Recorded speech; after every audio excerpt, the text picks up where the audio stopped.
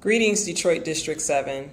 It's Victoria Camille again, your police commissioner, with the May 2026 edition of the Victoria For Your Voice Zine. This month, we're going to talk about a very heavy topic, DPD termination versus last chance agreements. Most Detroit police officers join the force to do the right thing. There's a minority who don't. I want you to think about how you would feel if you or a loved one was wrongfully injured or killed by a police officer, just to later find out that the Wayne County prosecutor is not going to charge the officer with the crime, and then to find out that the officer is going to keep their full law enforcement duties. Such outcomes serve as a point of anger, frustration, and distrust. So let's talk about how this typically plays out. I'm going to share with you 3 connected pathways: the Wayne County Prosecutor's criminal investigation, the Detroit Police Department's administrative investigation resulting in termination, and the Detroit Police Department's administrative investigation not resulting in termination. Now, this chart is going to represent the most common scenarios, and while highly unlikely, other scenarios may be possible through extenuating circumstances. In addition, while not part of the disciplinary process, at any point in this process, the Board of Police Commissioners may approve a duty status change to administrative leave without pay, but with medical benefits. So let's jump right into it. So if there's police misconduct, first there's a determination on if it isn't criminal in nature or not. If it's determined to be criminal in nature, then the Wayne County prosecutor makes a determination to charge or not charge.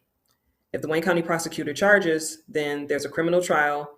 And then if there's a conviction, then the member is separated. Now, member separated may mean involuntary or voluntary separation. So if the misconduct is not considered criminal in nature, or the Wayne County prosecutor decides not to charge, or there is no successful conviction at the level of requiring separation, then the member is going to go through the chief's hearing on the DPD administrative charge. If during the chief's hearing, the decision is made to terminate the member, then that member goes through arbitration. If the arbitrator decides not to overturn the termination, then the member is separated. If the arbitrator decides to overturn the termination, then there's a look to see if there are any MCOS issues, and if there are, and those cannot be resolved, then the member is separated. If there are no MCOS issues, or if there are MCOS issues that get resolved, then the member returns to full duty status. Now, full duty status means that the member gets full law enforcement powers. In addition to that, if the Board of Police Commissioners place the member on administrative leave without pay, then potentially they could receive back pay. If during the chief's hearing, instead of terminating, the department decides to negotiate a last chance agreement with the union, there is a determination of the last chance agreement time frame or period. In that agreement, there's a number of days set for the suspension, potential back pay may be awarded, and alternative corrective measures may be agreed to, such as retraining. Now, once the last chance agreement is reached, if there are any MCOS issues that can't be resolved, then the member is separated. But if there are no MCOS issues or those issues are resolved, then the department is monitoring this member to see if they are upholding the last chance agreement terms. If they violate the last chance agreement terms, then they're separated. However, if they don't violate those terms, then they are returned to full duty status and could receive back pay if they were on administrative leave without pay.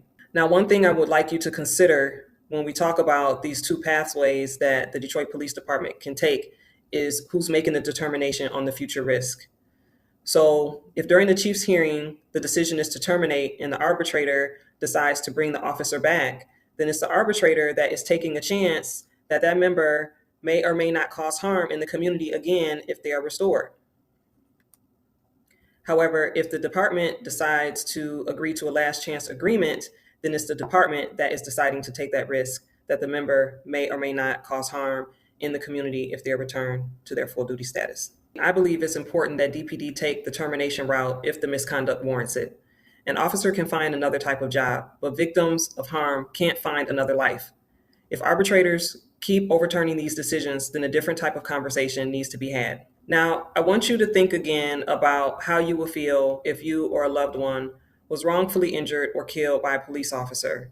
But this time, there was real accountability and prevention of that officer harming someone else. What would really need to change for that to be our reality? Here's what you can do. Petition our Wayne County prosecutor with calls and letters demanding they prosecute police that cause wrongful harm or death to people.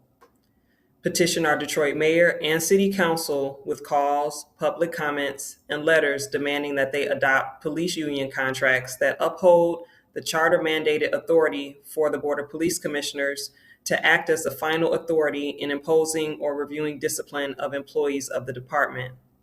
And finally, petition our Michigan legislature with calls and letters demanding that they reform the compulsory arbitration of labor disputes in police and fire departments, which is Act number 312 of 1969, such that it does not allow an arbitrator to jeopardize public safety by restoring law enforcement authority to an officer that has a propensity to do harm.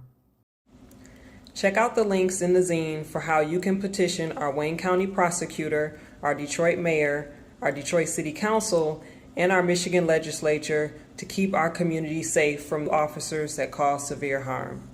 You can also click on the link in the zine to watch the Board of Police Commissioners meeting where this topic was discussed. Again, this is your Detroit District 7 Police Commissioner, Victoria Camille, and this concludes another Victoria for Your Voice zine. Until next time, be safe and be well. Peace.